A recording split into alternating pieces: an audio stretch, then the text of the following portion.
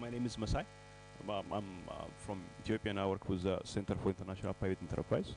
So we do a lot of work around private sector development. Oh yeah, good afternoon everyone. My name is Sam Banada from Uganda. I work with an organization called Agora Center for Research or Agora Discourse. We are an online public a square because, you know, the linking civic spaces in our country, and we find ourselves all have to go to the internet to talk about these issues that are more pressing to us and other people. Yep. Hi everyone, my name is Uyanda Siotula. I'm from South Africa. I work for an advocacy group called SOS Support Public Broadcasting Coalition. We advocate for an effective public broadcaster in South Africa. Thank you. Thank you so much, and because we are few, we are going to try and have a very intimate conversation. So literally we are talking about the civic space. So the arrival of social media was like a breath of fresh air. As a journalist, as I said, I'm a journalist myself, and one of the things that I saw, social media made our audience move from passive to active. And like many years ago where you had to write letters to the editor, nowadays just a single tweet and your audience has gotten your attention. So it has really changed the dynamics of journalism. Even there was a question like of, will social media kill journalism? Because you find a lot of people, especially the young people who are the biggest population, especially in Africa, they consume their news from the digital space. You know, people stopped watching these big boxes. So I would say social media brought a lot of thrill when during its entrance, but also it's a double-edged sword, you know, as much as it came with the issue of speech, you know. Also there's so many things that came with it, the issue of misinformation and disinformation, tech-facilitated gender-based violence, which also has led to the widening of the gap of the digital gender divide. And today we are going to talk about how the social media, the digital space has really changed the civic space, and some of the recommendations that we would give when it comes to making sure this digital space protects rather than puts risk to the civic space. So I would want to start with you, Salamawit. They always say ladies first, eh? So please share with us an overview of online hate speech trends in Ethiopia, knowing you're somebody who champions for healthy conversations online, healthy online platforms. So share with us some of the trends you've seen in Ethiopia and how they're impacting the society, but also specifically the human rights defenders. Thank you so much, Cecilia. So let's start, let's see a decade overview of Ethiopian online spaces, where to see how hate speech is very much propagated, not only hate speech but also misinformation and disinformation. So the online space has been used for propagating hate speech and disinformation and misinformation, even though the digital penetration in the country is very much small. So if we see the past couple of years, hate speech around ethnic groups as well as feminists and some groups has immensely increased if we see the online conversations. In addition to that, like the introduction of TikTok has actually changed the phenomena in the country. When I say the introduction of TikTok, like we can see the online space, let's say like the Facebook conversation has changed into like the TikTok conversation.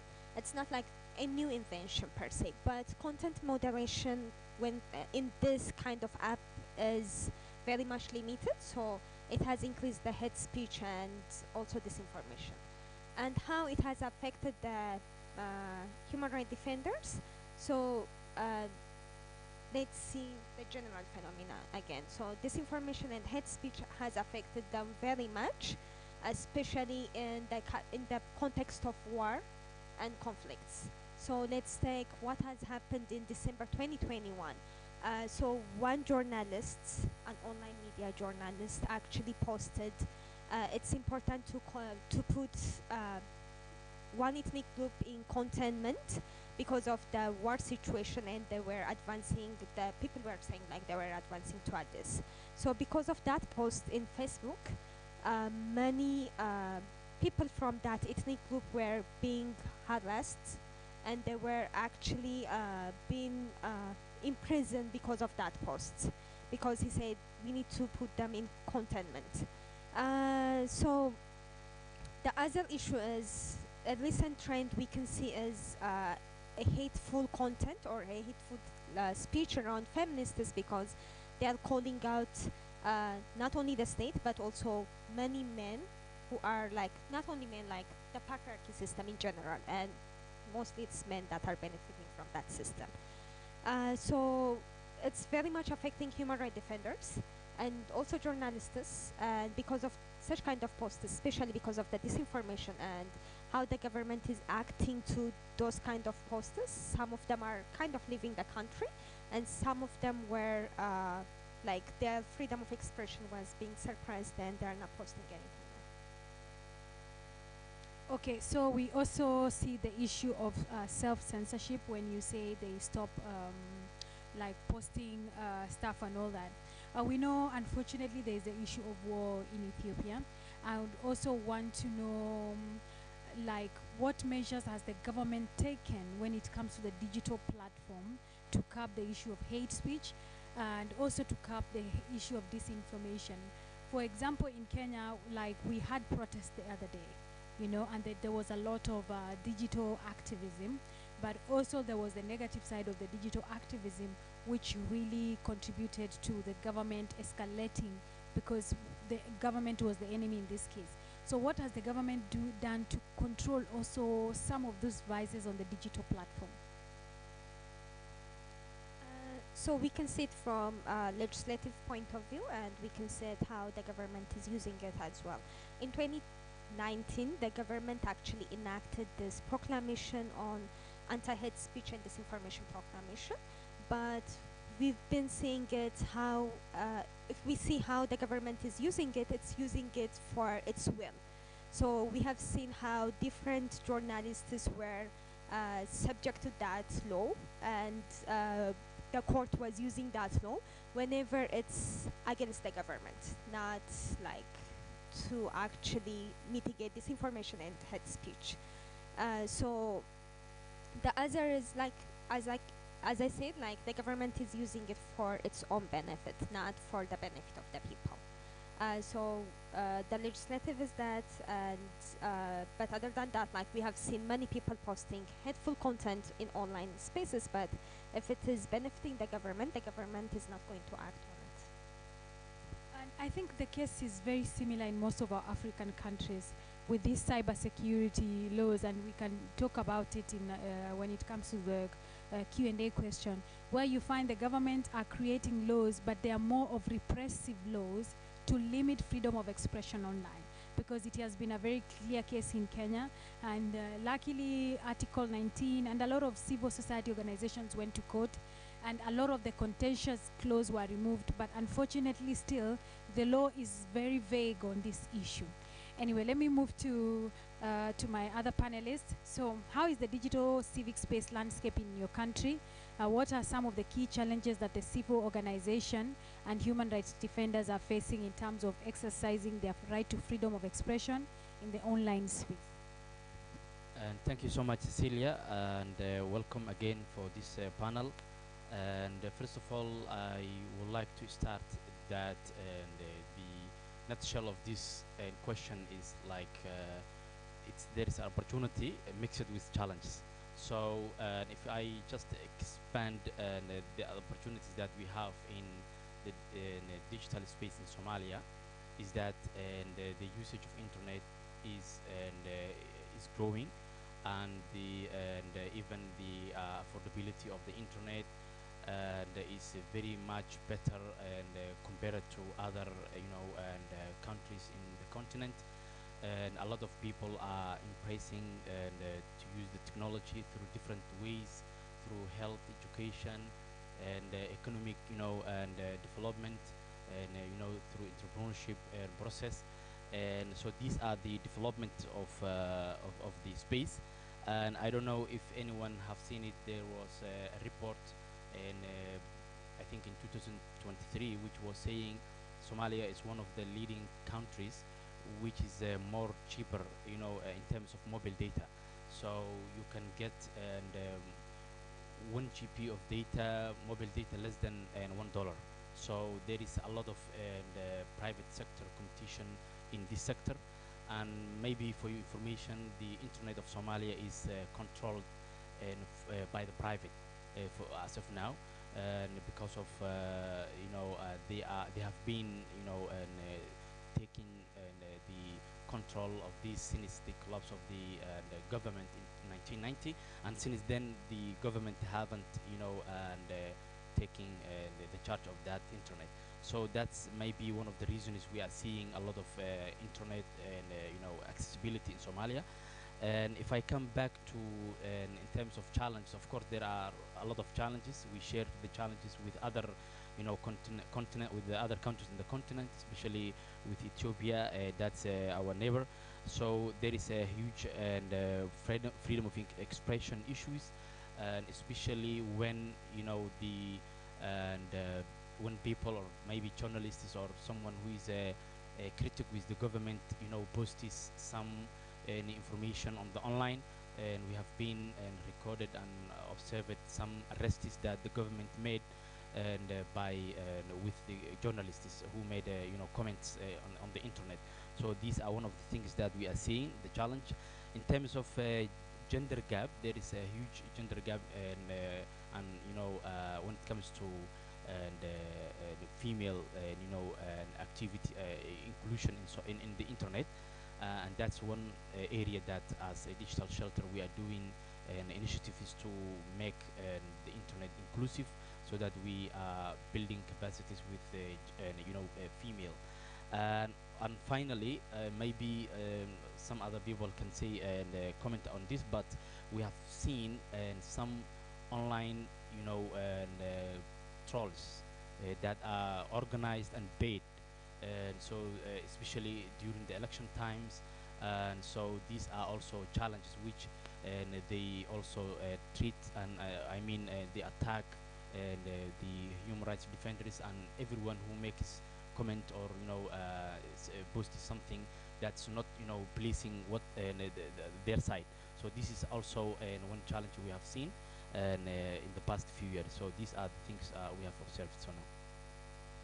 There's something that you're saying that was very thought-provoking when it comes to the issue of government controlling the digital space.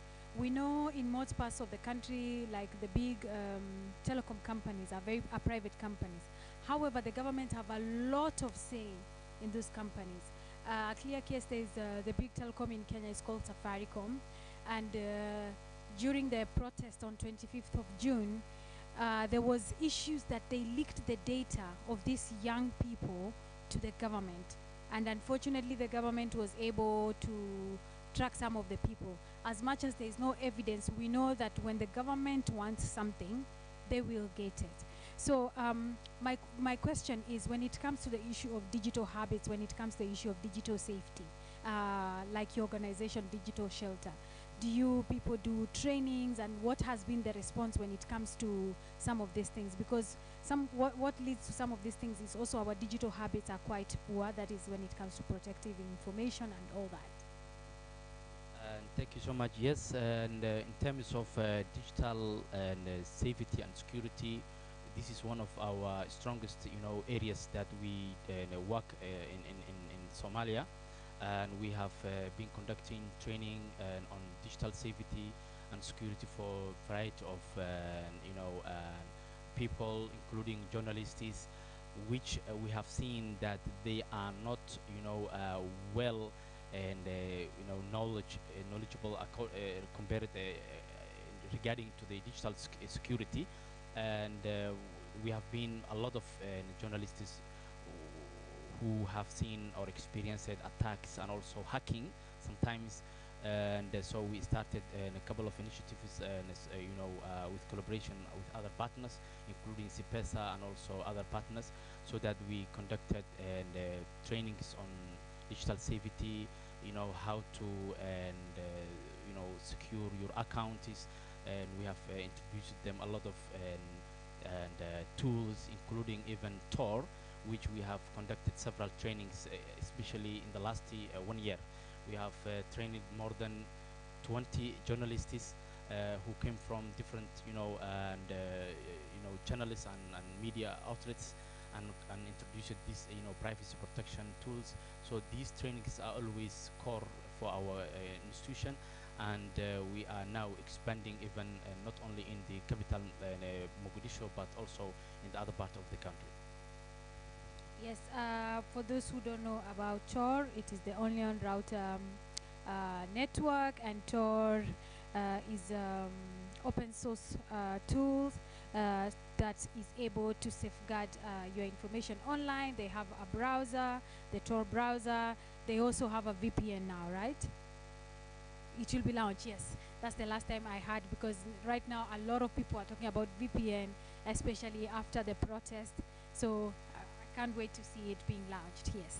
Yeah, so Salamawit, I'll come back to you. When it comes to the issue of the role of civil society, how can civil society organization contribute to promoting a pluralist and digital environment, and what role should they play in safeguarding online freedom of expression in the region?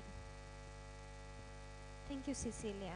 So mostly or always it starts from education, right? So most of the civil society organizations are doing this enhancing capacity of different communities. So it starts from digital literacy. So capacitating different community and giving them training and also awareness creation around digital rights matters. In addition to that, also civic society organization has another accountability, which is holding the government as well as social media platform accountable. For instance, in Ethiopia, I haven't seen any of the civil society organization calling the social media platforms accountable for the problems that are being caused because of their content moderation problems. So the other is that also multi-sectoral approach should have to be used. So like it will be clapping in one hand if we only like being working or being pushed like by our mechanism or sources. So government, civil society, and funding bodies should have to work together to advance pluralist digital society. You said it very well that bodies have to work together. But Salamawit, we've also seen there's a lot of individualistic in this space, and because of this individualistic nature, there's the issue of reinventing the wheel. You find one organization is doing the same thing that the other organization is doing. What is some of the way that we can promote cross collaboration in a way that is healthy, not more of a competition, but it is healthy? So maybe we can use one of the examples that we have done together before 2 years, I guess, right? So the Safe Sister Fellowship has this good platform where there is a group of Safe Sister Fellows. If you don't know the program, it's Internus and Defenders program that was started in, if I'm not mistaken, in 2017, right? Yeah. So like organization from Uganda, Kenya, and Ethiopia has worked together for to create awareness around technology-facilitated gender-based violence in our vicinities. So that can be used as a model or example for organization to collaborate and work together across the different countries across the continent, especially in Horn of Africa. So now social media has also created another opportunity where we can see which organization is doing what, so that we can reach out to them and we're not like doing the same thing again and again. Thank you so much for that. I'll circle back to you, and you talked about the issue of hate speech in the online spaces. So what are some of the, share with us an overview of online hate speech trends in Somalia, and how it is impacting the work of human rights defenders, and how it is also fueling existing communal tribal violence, and we know Somalia is a community, community of communities. And thank you so much, Celia. Really, this is one of the challenges we are seeing in terms of the use of internet. Of course, we have talked about that there is a lot of opportunities that the youth are embracing the technology, and the other side, and there is a lot of risk in terms of spreading hate speech and sometimes fueling violences between communities and tribes.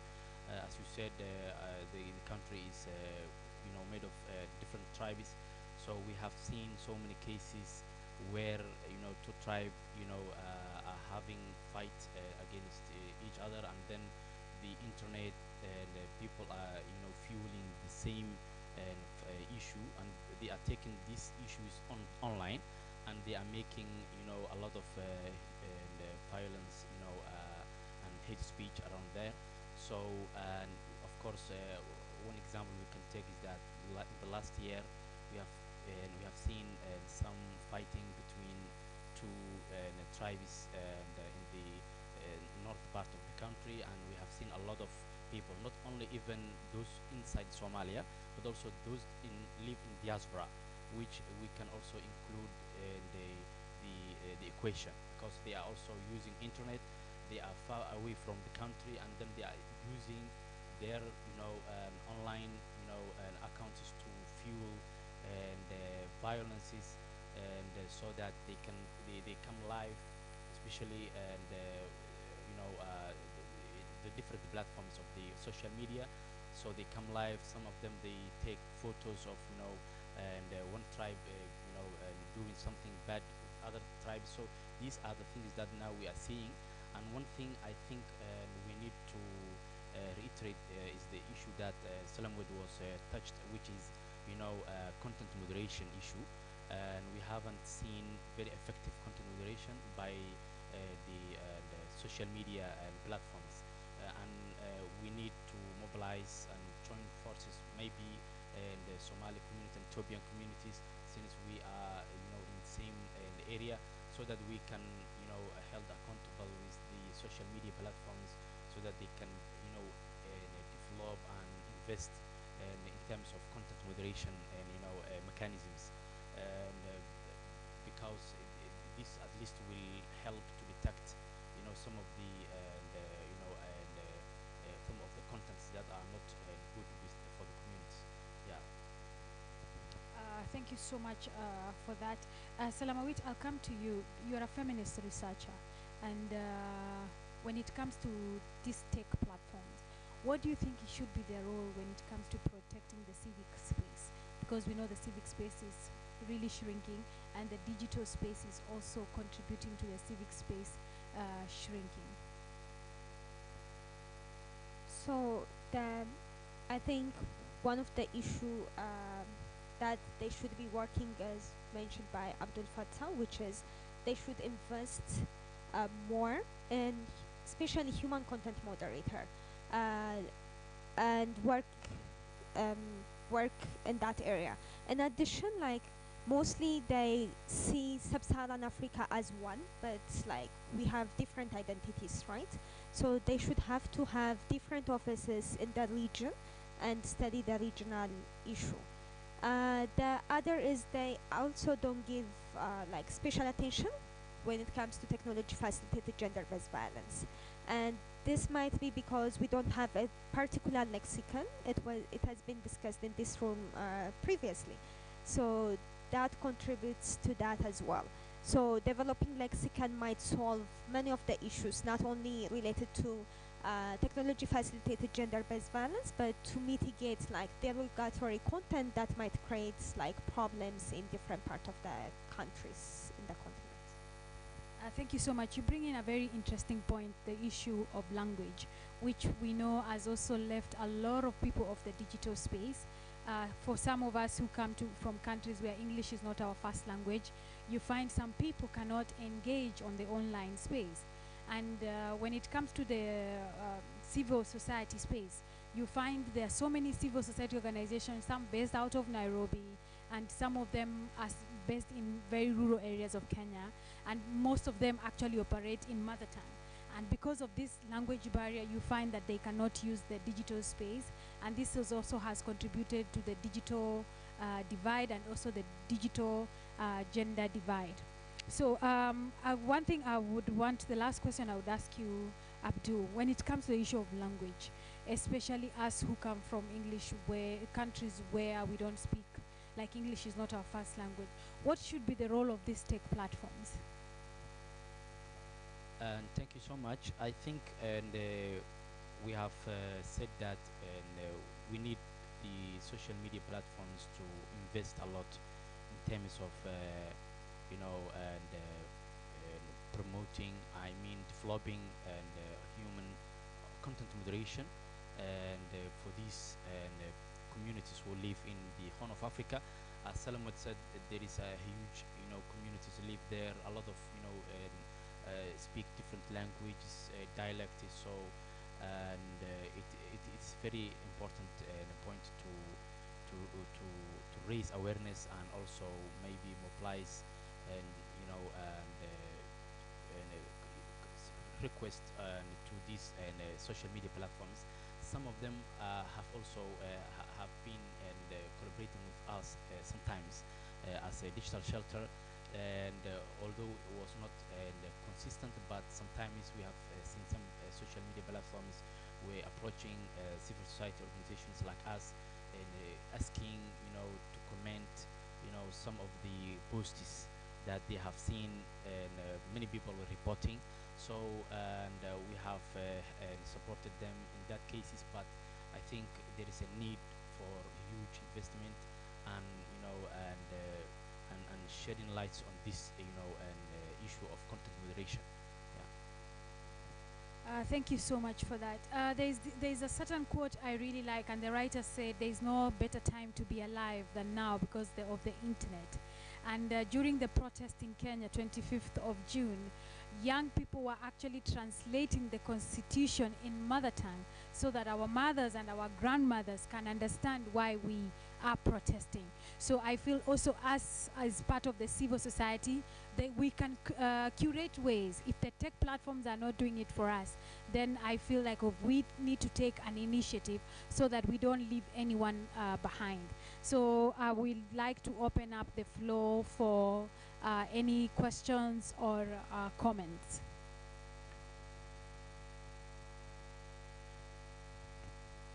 Thank you. As I said, my name is Bernard Samuel from Uganda. I work with an organization called Agora Center for Research, or people know us as Agora Discourse. So we are a public digital square that where Ugandans meet, to talk about these issues. Because in Uganda right now, to assemble somewhere when you guys are like 30 and stuff like that, you might go away when one of you is dead. Yeah, so we have found an alternative on digital spaces, and we always have our spaces on Thursday and Tuesdays, to talk about the most pressing issues, and so we do many things, and among of them is what we call the online exhibitions. So during these online exhibitions, we get pressing issues, and then we ask the public to share the images and what they feel. So we had the Kampala pothole exhibitions. There's a time when our capital city reached, and everywhere it's potholes. So we are like, we can push these people to do something. And ask the public, can you guys share, potholes whenever you're passing? And actually through, these kind of exhibitions, one, we had the president pronouncing himself on the potholes, and then releasing 6 billion to fix the potholes. And one of the things that was so interesting about, the internet, and very many thinking it's just the internet, is an exhibition we did about the parliament. And when you're on Twitter, you can search in the Uganda Parliament exhibition. So there was a lot of money that was being stolen by the speaker in the name of corporate social responsibility. First, how is a government institution having a budget for corporate social responsibility? And then we found that a lot of this money was going into her own pockets. So through this exhibition, we had the speaker sanctioned by the UK government, and other people from the parliament were sanctioned from by the US government. So I'm calling upon like fellow Africans like us, where the spaces are shrinking physically, that the internet can do something about it. The gentleman from the VPN, I think that VPN needs to be launched in Kampala, in Uganda, because one, we have our general elections happening next year, and they've normalized the blocking of internet whenever we are in that elections time, to an extent that now we are used. You find very many Ugandans discussing. So, what do you think is the way forward? VPNs, and like, people are not pushing back against internet blockade, but they're trying to find solutions so it is no more and stuff. And then on the using of local languages, the speaker, when she was trying to sanitize her picture in the public eye over the sanctions and the money she had stolen, she said, now we want to move the parliament closer to the people, so we have regions in Uganda, so we are going to take the parliament to the people. So the parliament will get one day, and then we sit in northern Uganda, and we call that the Northern Uganda Regional Parliament sitting. And when you look critically look at the money that the institution wanted to use, it was actually more, the money would benefit these people when you work on the social services than holding the parliament in that region. So we said, whenever this parliament is going, we are going to look through the pressing issues and try to show the people that, hey, look, if they are saying their parliament is going to sit in your region, there's this hospital and this, they only need this and this money for the hospital to function. So what helped us is we would choose the two most used local languages in that region and translate these infographics into that region. I'm telling you, we caused a lot of havoc, and from that day onward, we made a decision, like, we should do something in English, yes, but I think for better reach, you need to maximize the local languages. Yeah, thank you. Thank you. So my name is Masai. Again, I'm from Ethiopia. So I think earlier Salaman mentioned, like, the government using in Ethiopia the hate speech policy, like that can to attack people who are campaigning against the government. But I also want to add that, like, actually the government also, like, kind of active in that space, in the sense of, like, in the sense, like, engaging, like, in misinformation and disinformation. Like, most of us we know that. And also there's also a report recently, which came out, confirming that actually government is, like, active in like, in doing kind of misinformation, disinformation in that space, in a sense, like, to sow discord, like, between different ethnic groups, and also, like, attack people and stuff. So in a sense, like, to benefit, like, from, like, kind of, from dividing, ruling the country, or something like that. So what so, like, we need to think of ways, like, we can leverage, to hold the government accountable and refrain from that action, I would say, Ethiopia, and also push the government to be open to collaborate.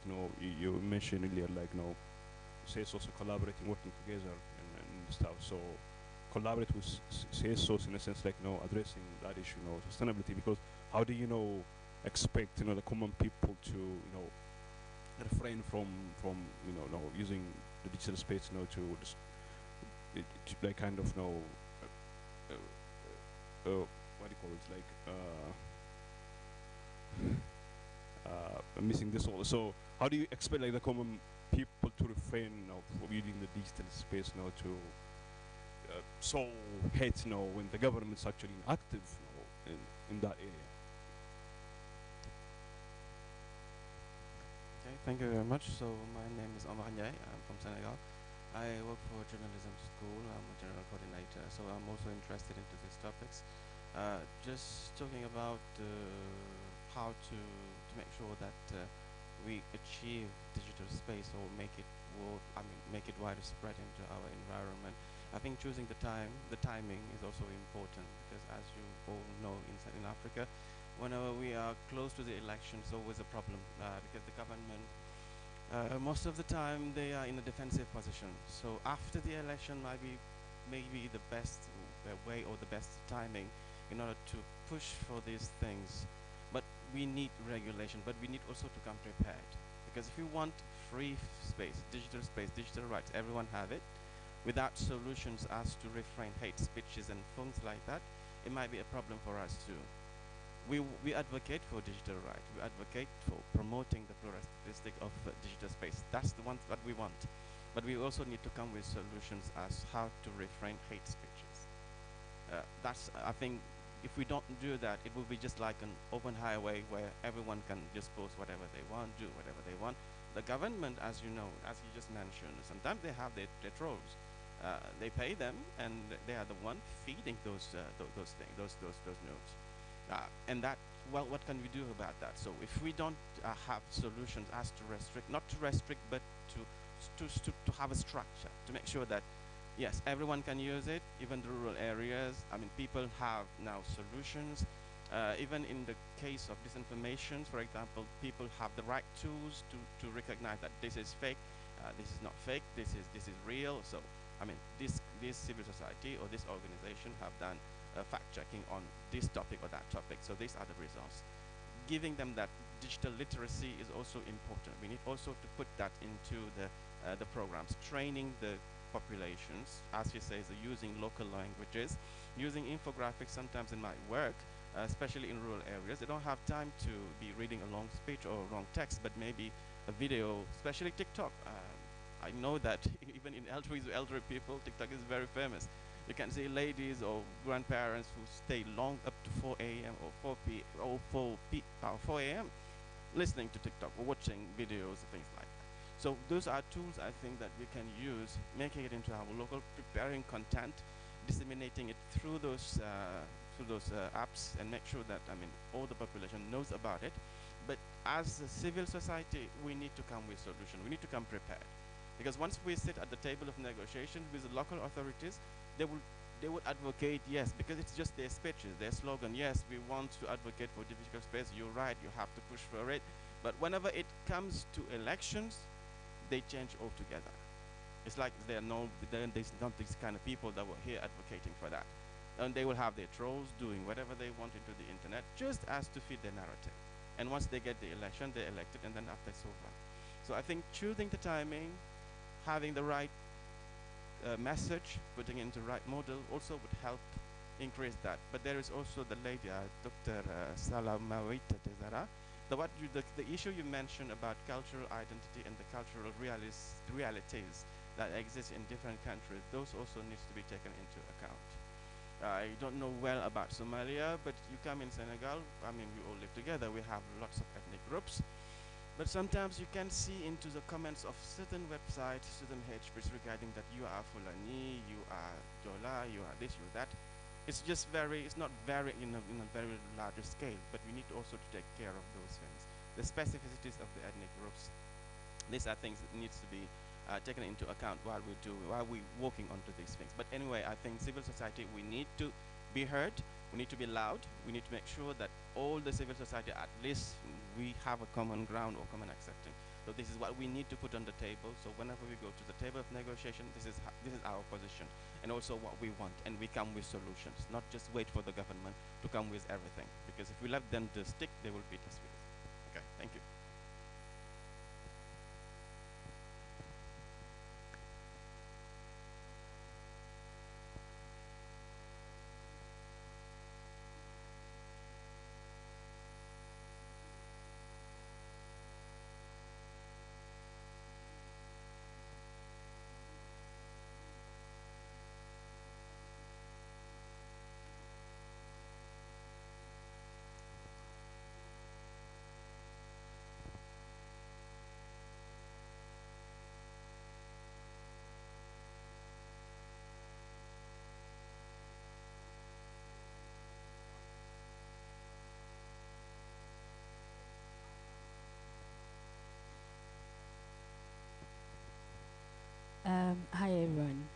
So I think the issue of language is very important, and I think because Africa is so diverse, it's not something that we need to take lightly. Because I think in the session I attended earlier, there was a gentleman who mentioned that in some other countries it actually even causes conflict because that's how pertinent it is. And I think when we speak about language, local language inclusion in digital spaces, it's important that we don't do it in a way that further discriminates marginalized languages.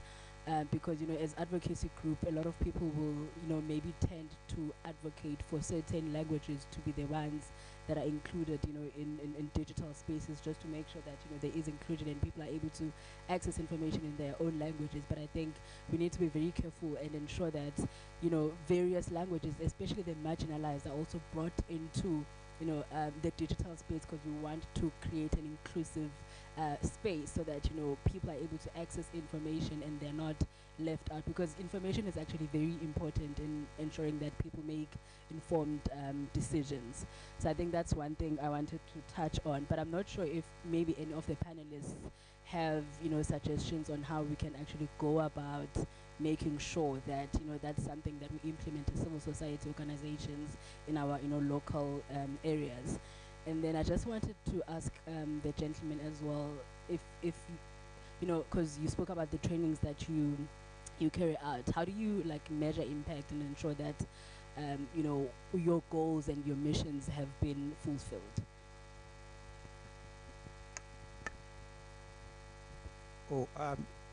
On to add on what Cecilia has asked the last question of how the civil society can, circumvent the trolls. I think one of the ways is, one, being factual and evidence based, like 100% when you're sure about something that you're saying. Because when we did the work that we're doing, we got a lot of backlash from the government, from the speaker and all other these institutions. And one of the things they did is hire trolls, bloggers, to discredit our work. But they found a lot of hard time because the things we had said were on record. We had evidence of bank statements and stuff. So one of the things that CSOs should do and do very well is being factual and being evidence based. And thank you so much.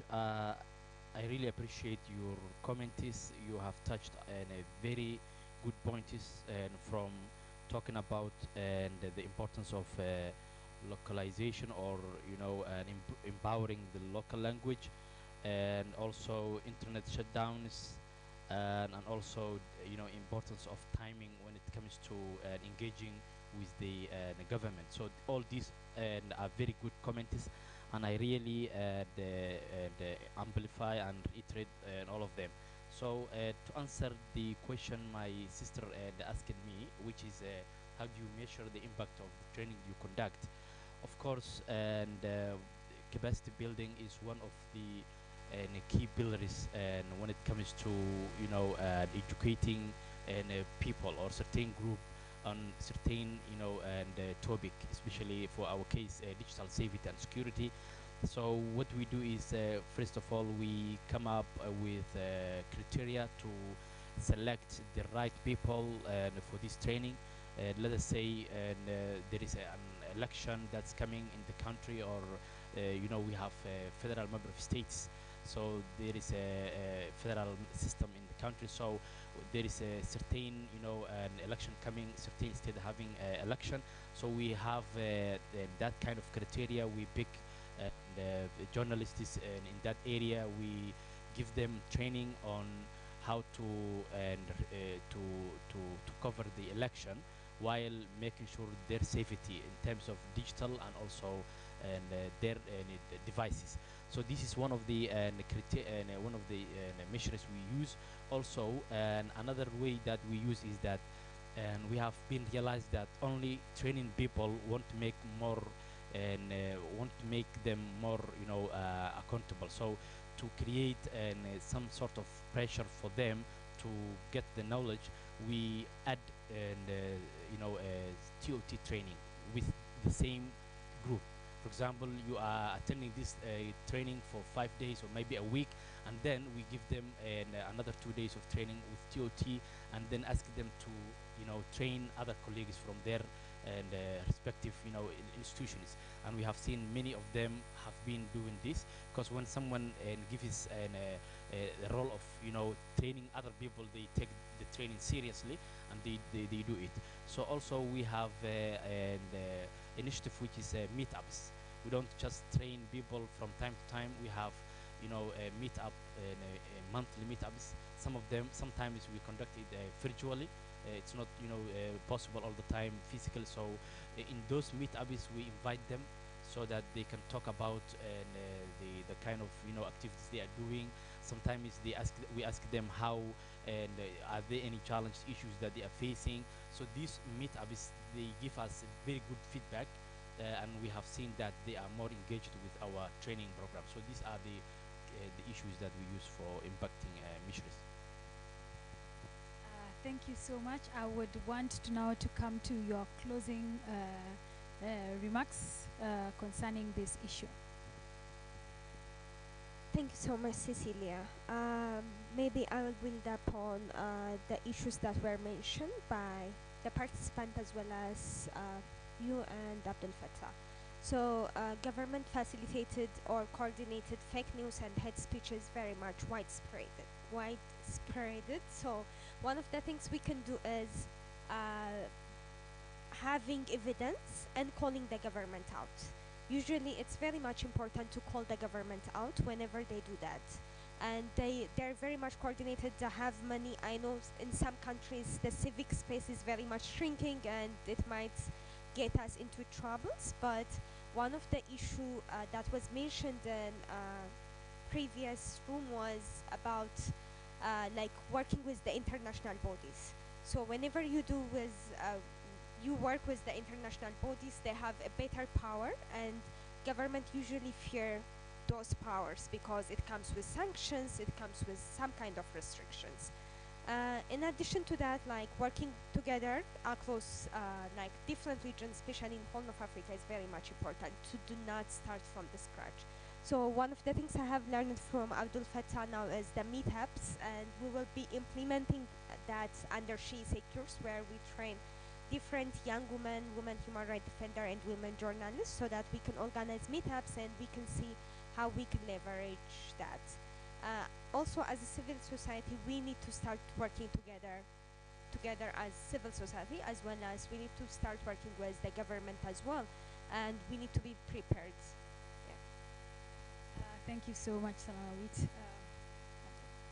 And thank you so much. As closing remarks, I think there are very few comments I have here that we can improve in order to make the digital space in the Horn of Africa more inclusive. And one of them is that to empower the marginalized groups, and also women. Maybe I haven't mentioned it, and I have mentioned in my opening remarks that there is in this space, and there are more male than female. So we have started initiatives that we promote technology with female. So that's one issue in the digital inclusion. Also, in terms of advocacy and awareness, it's very important. We shouldn't tire and from this. It's very important to use, and my colleague said that the infographics, also short histories, all these things will help to make the space more inclusive. So these are the comments that and recommendations that I have for now. Yeah, making the space more inclusive, making sure that language does not contribute to the shrinking space when we talk about the civic space, and also using the space to bring accountability to the governments of the day that we have. So thank you so much for joining us in this session. We were a small group, but I believe it was small, very productive, and very, very informative. So thank you so much. As we say back in Kenya, asanteni sana.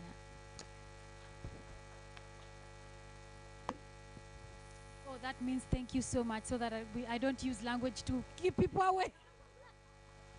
I'm doing exactly the same thing, so that means thank you. Yes. Thank you so much.